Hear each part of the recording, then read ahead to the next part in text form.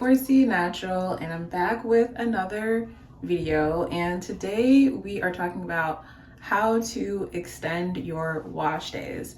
So if you have watched any of my other videos, you know that I only wash my hair once every 4 to 6 weeks.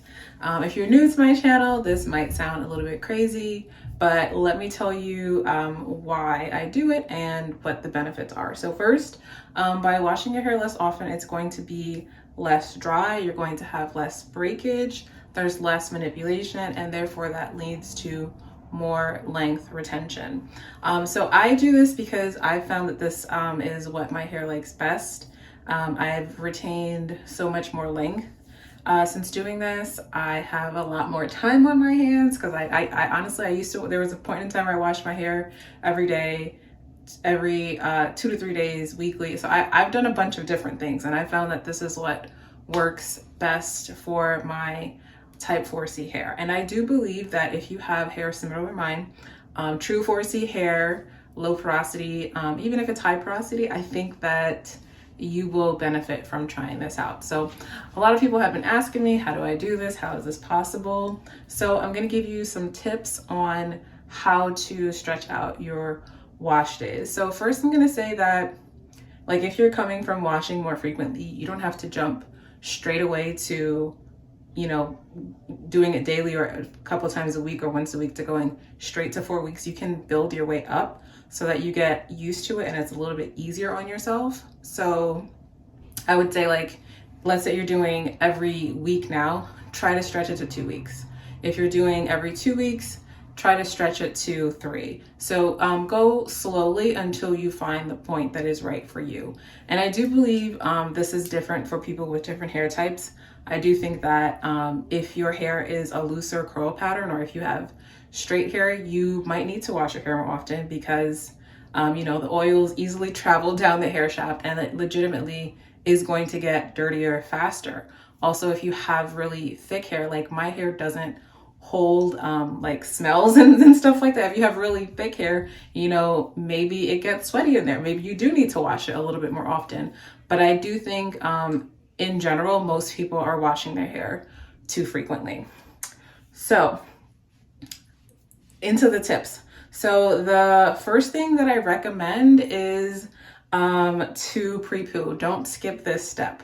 This is really, really important on your wash days. And if you try to skip this step, you're going to be in for a lot of pain. So first, the pre-poo, that's going to help your hair be less dry. So it's going to be easier transitioning to a longer wash day if you're not dealing with so much dryness. So a lot of people, they try to stretch their wash days and they deal with dryness and tangles and they're like, oh, I should have washed my hair sooner.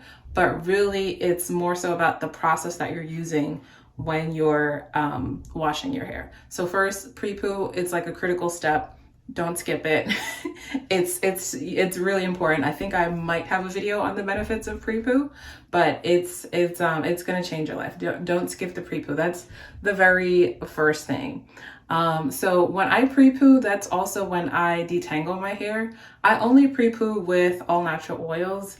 I like to use either coconut oil or mustard seed.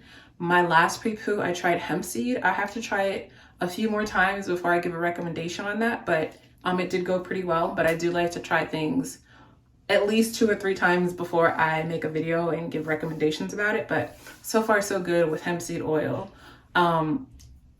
Detangling your hair during your pre-poo is going to be the most beneficial way. So a lot of people, when they stretch their wash days, they deal with tangles, and that's because you're not pre-pooing and you're not detangling before you start to shampoo. So you want to, before you shampoo, get rid of all those shed hairs and detangle your hair. So, I mean, you should be doing that anyway, but some people like wash their hair and then detangle it at that point. But if you go a longer time without washing, you're going to have a little bit more shed hair. I mean, the hair that I lose during wash day actually isn't a lot. Maybe I'll show that at one point, but it isn't a lot of hair actually. So, you know, if you properly detangle it, get rid of all the shed hairs, and then wash it, it's going to be so smooth. So first thing was pre-poo. Second thing is detangle before you try to wash it.